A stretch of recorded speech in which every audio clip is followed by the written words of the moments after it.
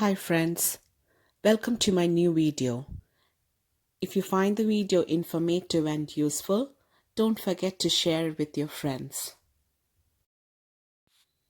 The first question is, to help prevent hip flexion deformities associated with rheumatoid arthritis, which position should the client assume in bed several times a day? The options are: the correct answer to this question is option 4, prone position. In clients with rheumatoid arthritis, lying in bed in prone position for about half an hour several times a day will help prevent flexion deformities.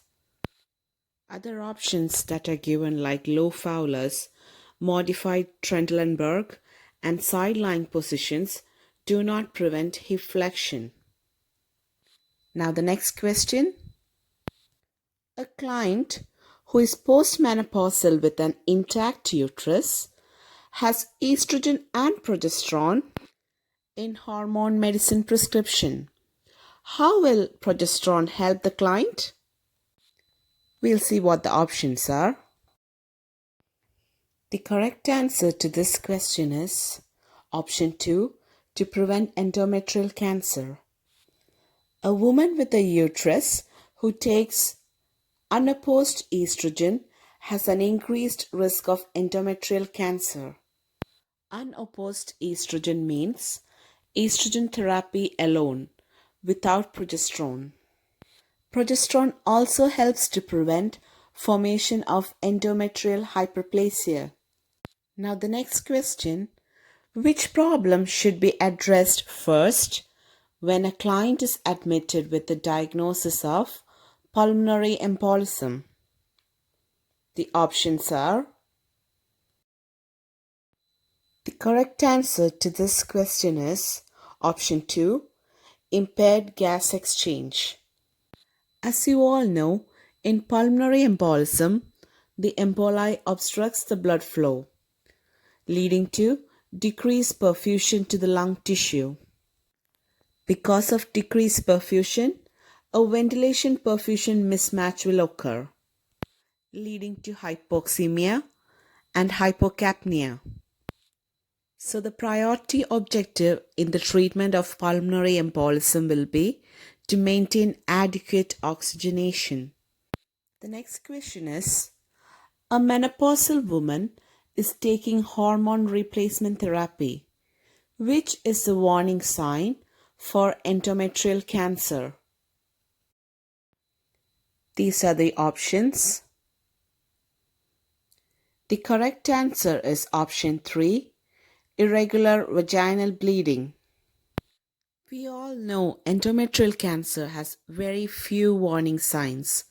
So any irregular bleeding in a menopausal woman should be investigated.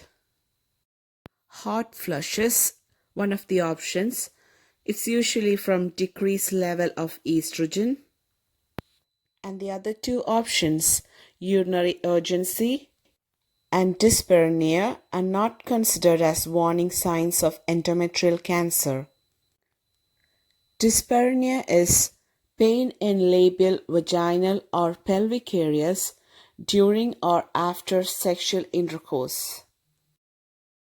Now the next question is, my heart is broken into pieces and my blood is kerosene.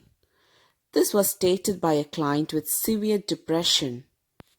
Which problem is evident by this statement? The options are: the correct option is option 3, delusion.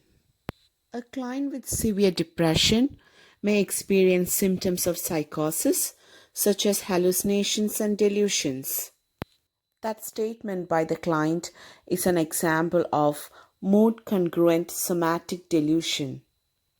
I know we are all familiar with the difference between hallucination and delusion, but delusion is a firm, false belief resistant to reason or fact, whereas Hallucination is a false sensory perception unrelated to external stimuli. The other two options stated was illusion and paranoia. Illusion is a misinterpretation of a real sensory stimulus, and paranoia is suspiciousness of others and their actions. Thanks for watching the video.